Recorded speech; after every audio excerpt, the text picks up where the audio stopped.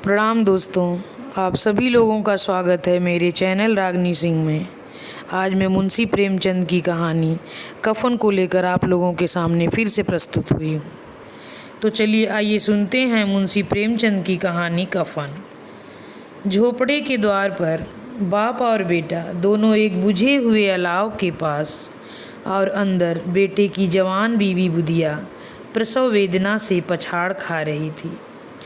रह रह कर उसके मुंह से ऐसी दिल हिला देने वाली आवाज़ निकलती थी कि दोनों कलेजा थाम लेते थे। जाड़े की रात थी, प्रकृति सन्नाटे में डूबी हुई, सारा गांव अंधकार में लीन हो गया था। घीसू ने कहा, घीसू बुधिया बहू है, उनके ससुर का नाम है घीसू। मालूम होता है बचेगी नहीं, सारा दिन दौड़ते ही गया, जा देख तो आ। घीसू के बेटे का नाम माधव है, जो बुधिया का पति है। माधव चिढ़कर बोला, मरना ही है तो जल्दी मर क्यों नहीं जाती, देख कर क्या करूं। घीसू, तू बड़ा बेदर्द है बे, साल भर जिसके साथ सुख चैन से रहा, उसी के साथ इतनी बेवफाई। तो मुझसे तो उसका तड़पना और हाथ पांव पटकना नहीं देखा जाता। चमारों का कुनबा था और सारे गांव में बदनाम। घीसू एक दिन काम करता तो 3 दिन आराम करता। माधव इतना कामचोर था कि आधे घंटे काम करता तो घंटे भर चिलम पीता। इसलिए उन्हें कहीं मजदूरी नहीं मिलती थी। घर में मुट्ठी भर अनाज भी मौजूद हो तो उनके लिए काम न करने की कसम थी। जब 2-4 फाके हो जाते तो घीसू पेड़ पर चढ़कर लकड़ियाँ तोड़ लाता और माधव बाजार में बेच आता। जब तक वह पैसे रहते दोनों इधर उधर मारे मारे फिरते। गांव में काम की कमी न थी। किसानों का गांव था, मेहनती आदमी के लिए 50 काम थे। मगर इन दोनों को उस वक्त बुलाते जब 2 आदमियों से एक का काम पाकर भी संतोष कर लेने के सिवा और कोई चारा ना होता। अगर दोनों साधु होते तो उन्हें संतोष और धैर्य के लिए संयम और नियम की बिल्कुल ज़रूरत न होती। यह तो इनकी प्रकृति थी, विचित्र जीवन था इनका। घर में मिट्टी के 2-4 बर्तन के सिवा और कोई संपत्ति नहीं थी। फटे चीथड़ों से अपनी नग्नता को ढांके हुए जिए जाते थे। संसार की चिंताओं से मुक्त, कर्ज से लदे हुए, गालियां भी खाते, मार भी खाते, मगर कोई गम नहीं। दिन इतने कि वसूली की बिल्कुल आशा न रहने पर भी लोग इन्हें कुछ न कुछ कर्ज दे ही देते थे। मटर आलू की फसल में दूसरों के खेतों से मटर या आलू उखाड़ लाते और भून भान कर खा लेते, या 10-5 ईखे उखाड़ लाते और रात को चूसते। घीसू ने इसी आकाश वृत्ति से 60 साल की उम्र काट दी और माधव भी सपूत बेटे की तरह बाप ही के पद चिन्हों पर चल रहा था, बल्कि उसका नाम और भी उजागर कर रहा था। इस वक्त भी दोनों अलाव के सामने बैठकर आलू भून रहे थे, जो किसी के खेत से खोद लाए थे। घीसू की स्त्री का तो बहुत दिन हुए देहांत हो गया था। माधव ब्याह पिछले साल हुआ था। जब से यह औरत आई थी उसने इस खानदान में व्यवस्था की नींव डाली थी और इन दोनों बेगैरतों को दोखज भरती रहती थी। जब से वह आई यह दोनों और भी आराम तलब हो गए थे, बल्कि कुछ अकड़ने भी लगे थे। कोई कार्य करने को बुलाता तो निर्ब्याज भाव से दुगनी मजदूरी मांगते। और वही औरत आज प्रसव वेदना से मर रही थी और यह दोनों शायद इसी इंतजार में थे कि वह मर जाए तो आराम से सोएं। घीसू ने आलू छीलते हुए कहा, जाकर देख तो क्या दशा है उसकी, चुड़ैल का फिसाद होगा और क्या। यहाँ तो ओझा भी 1 रुपया मांगता है।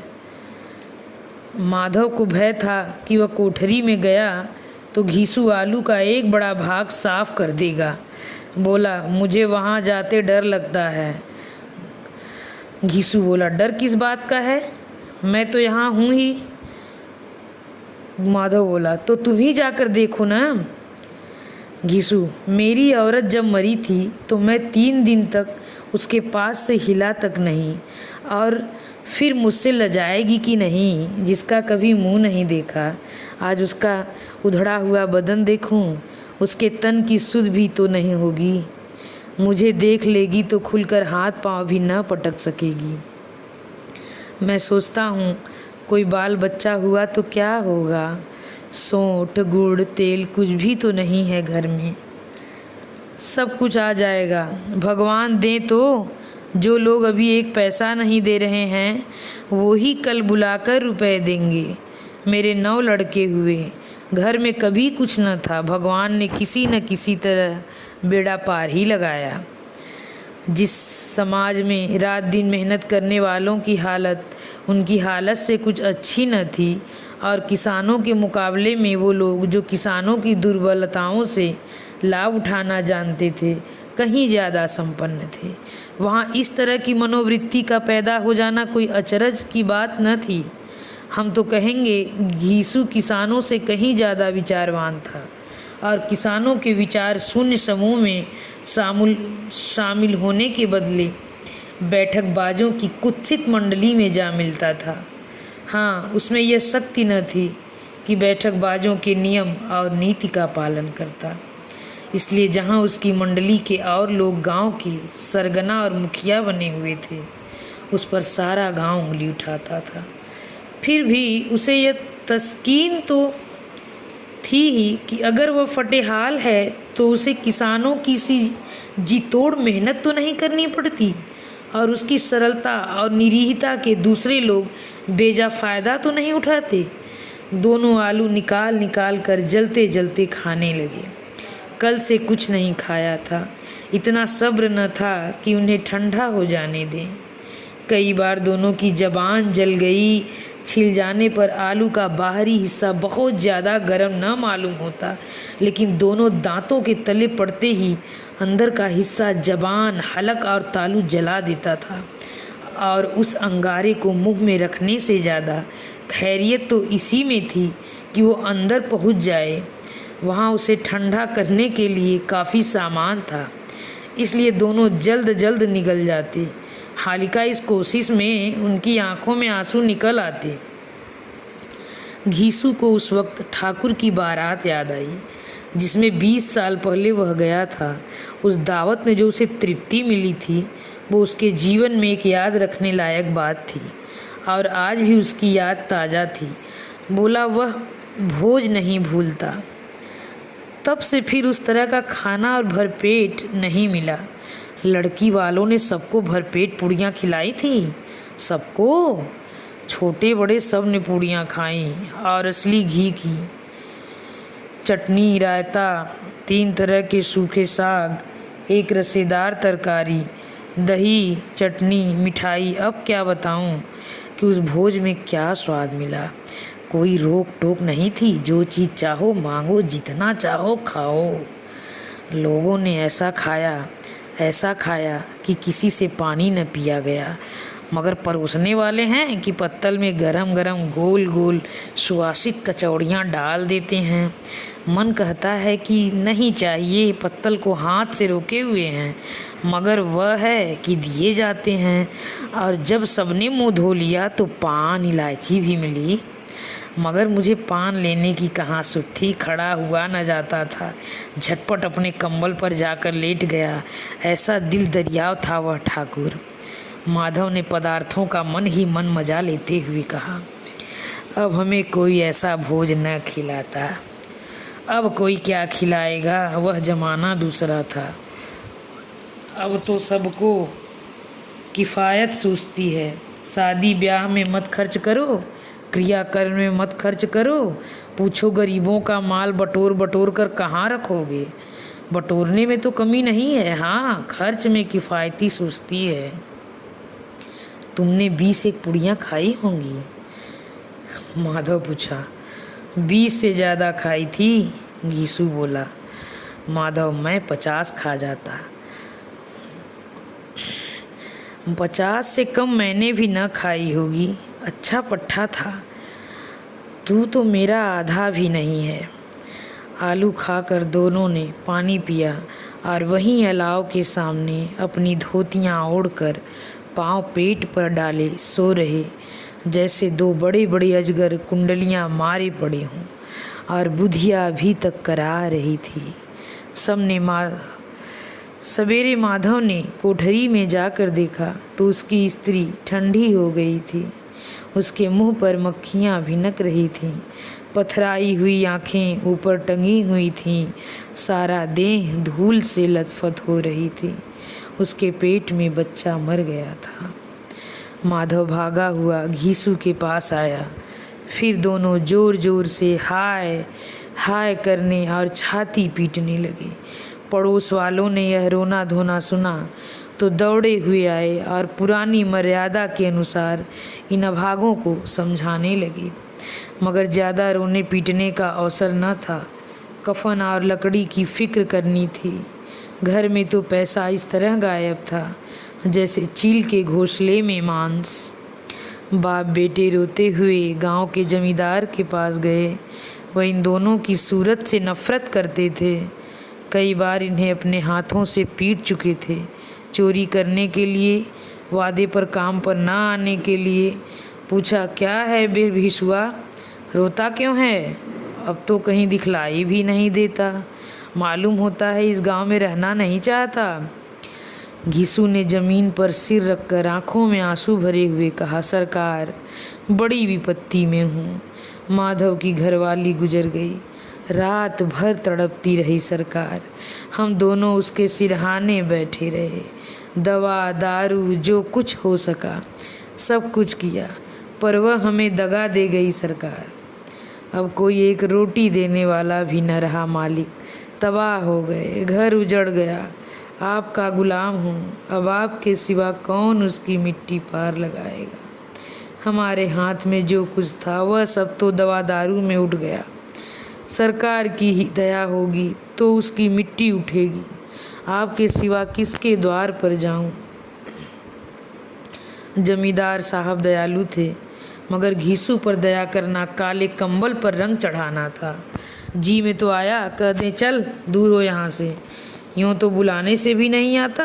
आज जब गरज पड़ी तो आकर खुशामद कर रहा है। हरामखोर कहीं का बदमाश। लेकिन यह क्रोध या दंड का अवसर न था। जी में कुड़ते हुए 2 रुपए निकाल कर फेंक दिए, मगर सांत्वना का एक शब्द भी मुंह से न निकला। उसकी तरफ ताका तक नहीं, जैसे सिर का बोझ उतारा हो। जब जमींदार साहब ने 2 रुपए दिए तो गांव के बनिए महाजनों को इनकार का साहस कैसे होता। घीसू जमींदार का ढिंढोरा भी पीटना जानता था। किसी ने 2 आने दिए, किसी ने 4 आने। 1 घंटे में घीसू और माधव बाजार से कफन लाने चले। इधर लोग बांस वांस कटाने लगे। गांव की नर्म दिल स्त्रियां आ आकर लाश देखती थी और उसकी बेबसी पर 2 बूंद आंसू गिराकर चली जाती थीं। बाजार में पहुंचकर घीसू बोला, लकड़ी तो उसे जलाने भर की मिल गई है, क्यों माधव? माधव बोला, हाँ लकड़ी तो बहुत है, अब कफन चाहिए। तो चलो कोई हल्का सा कफन ले लें। हाँ और क्या, लाश उठते उठते रात हो जाएगी। रात को कफन और कौन देखता है? कैसा बुरा रिवाज है कि जिसे जीते जी तन ढाकने को चीथड़ा भी न मिले, उसे मरने पर नया कफन चाहिए। कफन लाश के साथ जल ही तो जाता है, क्या रखा रहता है? यही 5 रुपए पहले मिलते तो कुछ दवा दारू कर लेते। दोनों एक दूसरे के मन की बात ताड़ रहे थे। बाजार में इधर उधर घूमते रहे। कभी इस बजाज की दुकान पर गए, कभी उस दुकान पर। तरह तरह के कपड़े, रेशमी और सूती देखे, मगर कुछ जचा नहीं। यहाँ तक कि शाम हो गई। तब दोनों न जाने किस देवी प्रेरणा से एक मधुशाला के सामने जा पहुँचे और जैसे पूर्व निश्चित व्यवस्था से अंदर चले गए। वहाँ जरा देर तक दोनों असमंजस में खड़े रहे। फिर घीसू ने गद्दी के सामने जाकर कहा, साहू जी 1 बोतल हमें भी देना। उसके बाद कुछ चिखौना आया, तली हुई मछली आई और बरामदे में बैठकर शांतिपूर्व पीने लगे। कई कुज्जियाँ ताबड़तोड़ पीने के बाद सरूर में आ गए। घीसू बोला, कफन लगाने से क्या मिलता, आखिर जल ही तो जाता, कुछ बहू के साथ तो न जाता। माधव आसमान की तरफ देखकर बोला, मानो देवताओं को अपनी निष्पापता का साक्षी बना रहा हो। दुनिया का दस्तूर है, नहीं लोग ब्राह्मणों को हजारों रुपए क्यों देते हैं, कौन देखता है, परलोक में मिलता है या नहीं। बड़े आदमियों के पास धन है, फूकें, हमारे पास फूकने को क्या है। लेकिन लोगों को जवाब क्या दोगे, लोग पूछेंगे नहीं कफन कहाँ है। घीसू हंसा, अब कह देंगे कि रुपए कमर से खिसक गए, बहुत ढूंढा मिले नहीं। लोगों को विश्वास नहीं आएगा, लेकिन फिर वही रुपए देंगे। माधव भी हंसा, इन अनपेक्षित सौभाग्य पर बोला, बड़ी अच्छी थी बेचारी, मरी तो खूब खिला पिलाकर। आधी बोतल से ज़्यादा उड़ गई। घीसू ने 2 सेर पूड़ियाँ मंगाई, चटनी, अचार, कलेजियाँ। शराब खाने के सामने ही दुकान थी। माधव लपक कर 2 पत्तलों में सारे सामान ले आया। पूरा 1.5 रुपया खर्च हो गया, सिर्फ थोड़े से पैसे बचे रहे। दोनों इस वक्त इस शान से बैठे पूड़ियाँ खा रहे थे जैसे जंगल में कोई शेर अपना शिकार उड़ा रहा हो। न जवाबदेही का खौफ था, न बदनामी की फिक्र। इन सब भावनाओं को उन्होंने बहुत पहले ही जीत लिया था। घीसू दार्शनिक भाव से बोला, हमारी आत्मा प्रसन्न हो रही तो क्या उसे पूरे न होगा। माधव ने श्रद्धा से सिर झुकाकर तकदीर की तस्दीक की, जरूर से जरूर होगा। भगवान तुम अंतर्यामी हो, उसे बैकुंठ ले जाना। हम दोनों हृदय से आशीर्वाद दे रहे हैं। आज जो भोजन मिला वह कहीं उम्र भर न मिला था। एक क्षण के बाद मन की एक शंका जागी। बोला, क्यों दादा, हम लोग भी एक न एक दिन वहाँ जाएंगे ही। घीसू ने इस भोले भाले सवाल का कुछ उत्तर न दिया। वह परलोक की बातें सोचकर इस आनंद में बाधा न डालना चाहता था। जो वहाँ हम लोगों से पूछे कि तुमने हमें कफन क्यों नहीं दिया तो क्या कहेंगे? कहेंगे तुम्हारा सिर। पूछेगी तो ज़रूर, तू कैसे जानता है कि उसे कफन न मिलेगा? तू मुझे ऐसा गधा समझता है? 60 साल क्या दुनिया में घास खोदता रहा हूँ। उसको कफन मिलेगा और बहुत अच्छा मिलेगा। माधव को विश्वास न आया। बोला, कौन देगा? रुपए तो तुमने चट कर दिए। वह तो मुझसे पूछेगी, उसकी मांग में सिंदूर तो मैंने डाला था। घीसू गर्म होकर बोला, मैं कहता हूँ उसे कफन मिलेगा, तू मानता क्यों नहीं? कौन देगा बताते क्यों नहीं? वही लोग देंगे जिन्होंने अब की दिया है। हाँ, अब की रुपए हमारे हाथ ना आएंगे। ज्यों-ज्यों अंधेरा बढ़ता था और सितारों की चमक तेज होती थी, मधुशाला की रौनक भी बढ़ती जाती थी।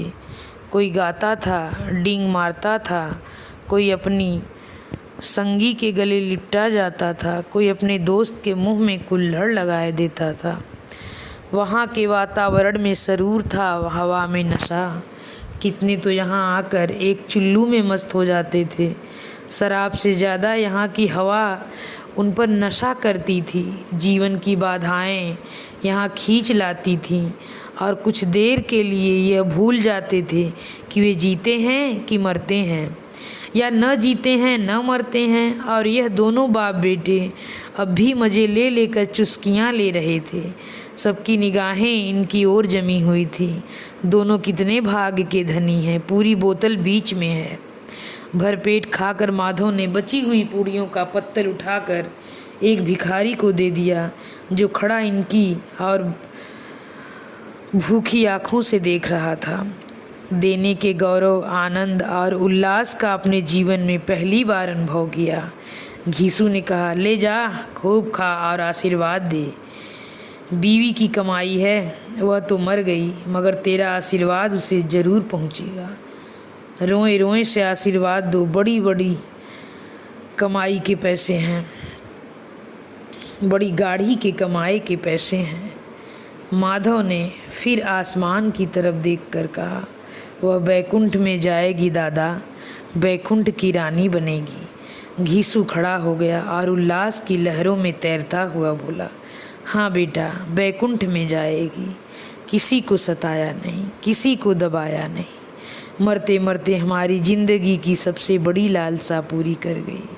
वह न बैकुंठ जाएगी तो क्या ये मोटे मोटे लोग जाएंगे जो गरीब को दोनों हाथों से लूटते हैं और अपने पाप को धोने के लिए गंगा में नहाते हैं और मंदिरों में जल चढ़ाते हैं। श्रद्धालुता का यह रंग तुरंग ही बदल गया। अस्थिरता नशे की खासियत है। दुख और निराशा का दौर हुआ। माधव मोल्ला, मगर दादा, बेचारी ने जिंदगी में बड़ा दुख भोगा। कितना दुख झेल कर मरी। वह आँखों पर हाथ रख कर रोने लगा, चीखे मार मार कर। घीसू ने समझाया, क्या रोता है बेटा, खुश हो कि वह माया जाल से मुक्त हो गई, जंजाल से छूट गई।